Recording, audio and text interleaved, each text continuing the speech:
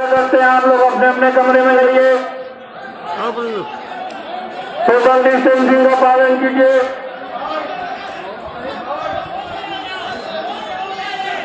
आप लोगों से बार बार ये आग्रह किया जाता है सबको। अस्सलाम वालेकुम वरहमतुल्लाहि वबरकातुहू। अल्लाह के नाम से शुरू जो बड़ा मेहरबान और निहायत रहम करने वाला है। एक वीडियो को काफ़ी तेज़ी से वायरल किया गया। दावा किया गया कि तबलीगी जमात के लोग हैं जो कोरोना वायरस को फैलाने के लिए डॉक्टरी के भी नहीं सुन रहे, ना वो घर में जा रहे हैं, ना ही वो लॉकडाउन का पालन कर रहे हैं।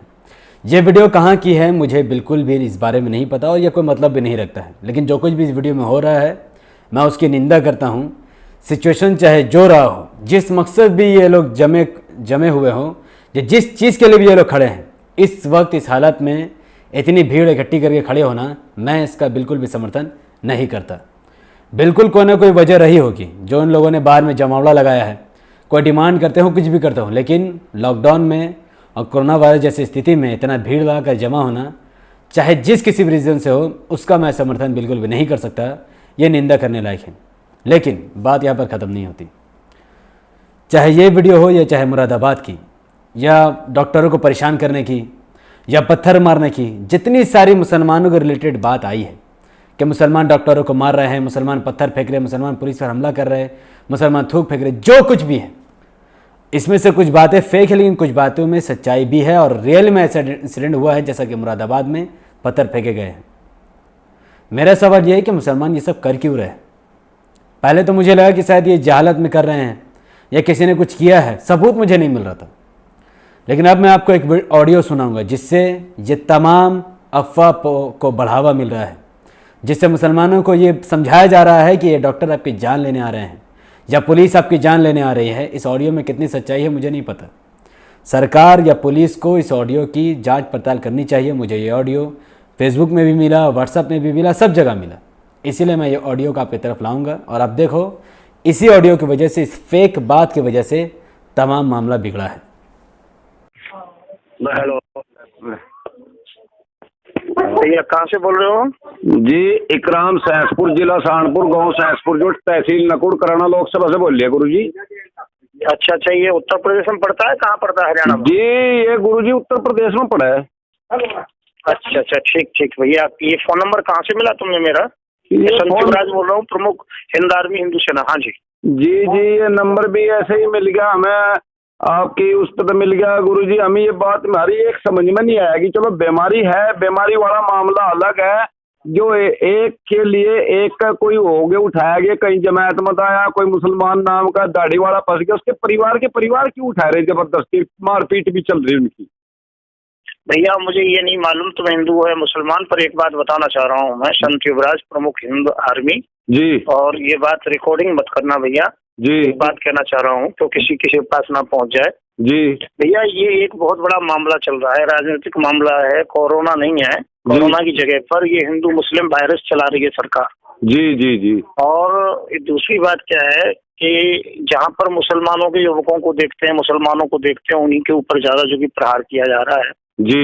और सबसे बड़ी बात तो मुझे दुख इस बात का है, मैं तो भाई न्यूट्रल हूँ, हिंदू मुसलमान सबको बराबर मानता हूँ, मुझे नहीं मालूम तुम हिंदू हो या मुसलमान हो। सही बात है। पहली बार बात हो रही है आपसे। जी जी जी। परंतु आप अच्छे लग रहे हो। मैं एक बात कहना चाहता हूँ, देश हित की बात होनी चाहिए जी। और अब तो ऐसा किया जा रहा है, मुसलमानों को ये बदनाम किया जा रहा है कि फलों पर थूक लगाते हैं, थूक करके जगह जगह पर कोरोना फैला रहे हैं जी जी। जैसे कि मुसलमानों को ही कोरोना हो, हिंदुओं को हो नहीं जी जी। और फिर ये मुसलमानों को टारगेट करते हैं, मुसलमान नाम पूछते हैं, उन्हें मारते हैं, हैवानियत होती है, बड़े बड़े वीडियो आ रहे हैं जी जी जी। तो मेरी संज्ञान में तो एक ही बात है कि ये जिनको पकड़ते हैं मुसलमान भाइयों को, उनको बुरी तरह से मारते हैं और उसके बाद में बुड्ढों को तो छोड़ देते हैं जी, और बच्चों को, और जो जितने जवान होते हैं उनको ही ले जाते हैं, स्लो पॉइजन देते हैं, जिससे दो कारण होते हैं, या तो नपुंसक हो जाता है व्यक्ति जी, और या फिर वो कुछ दिन के बाद में धीरे धीरे करके बीमार होकर मर जाएगा जी जी जी। जैसे कि इन्होंने सुषमा स्वराज को दिया जी, और जो कि एक पारुल जो था, जो पश्चिम जो केरला का जो मुख्यमंत्री, उसको दिया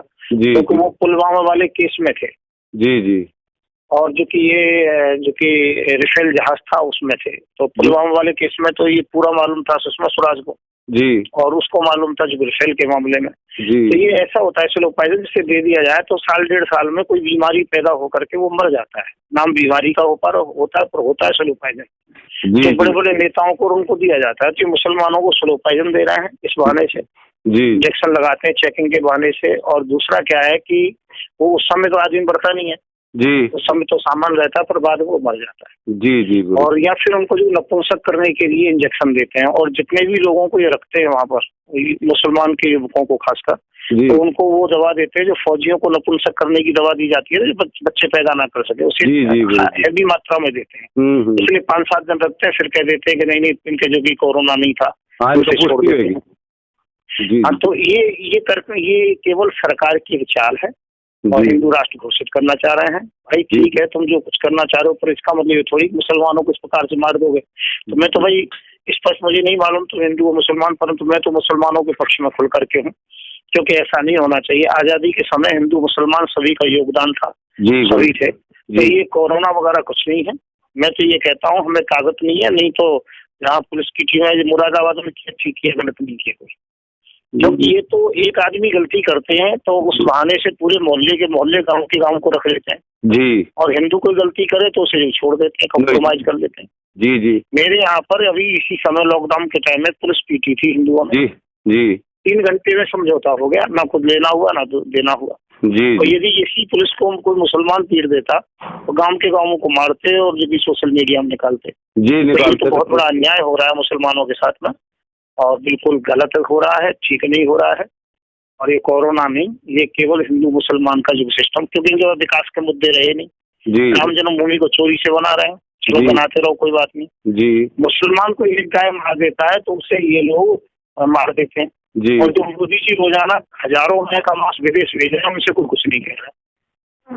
तो भाई मैं तो ये कहता हूँ, देश का इस समय ऐसी स्थिति आ गई है दोबारा से, बहुत ज्यादा भगवान इनसे बचाए, कैसे भी इनका टाइम ये पूरा हो जाए, कैसे बीच में सरकार गिरा नहीं सकते।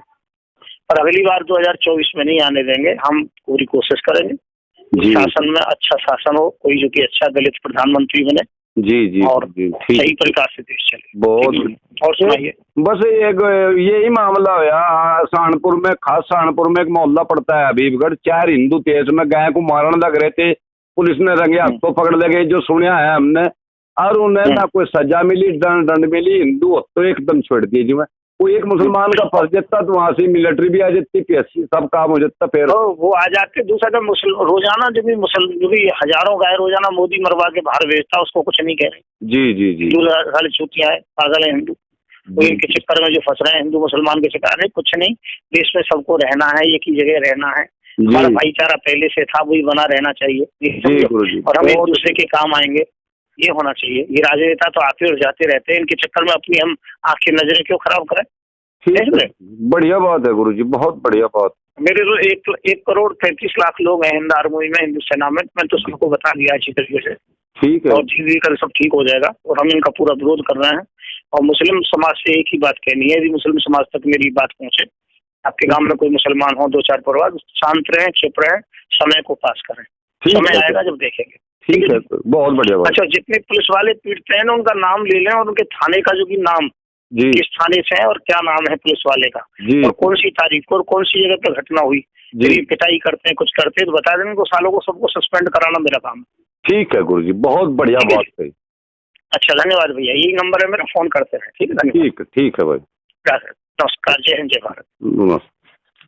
इस ऑडियो को सुनकर साफ जाहिर है कि ये ऑडियो बनाया गया है। जिस तरीके से वो बात कर रहा है, जिस तरीके से सामने वाला पूछ रहा है, साफ जाहिर है कि इस ऑडियो को बनाया गया है। ये ऑडियो कोई ओरिजिनल या ये नहीं है, ऑडियो बिल्कुल तरीके से फेक दिखती है, लेकिन ये इस ऑडियो को फैलाया गया है। इस तथ्य को समझना कि इस ऑडियो की कहाँ तक सच्चाई, कहाँ तक झूठ है, इसको समझना एक आम आदमी के लिए मुश्किल है।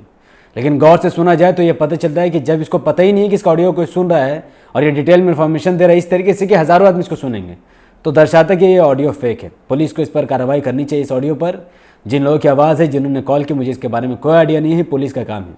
बाकी रही ऑडियो में बात बिल्कुल गलत है, डॉक्टरों के बारे में जो बात लिखी है।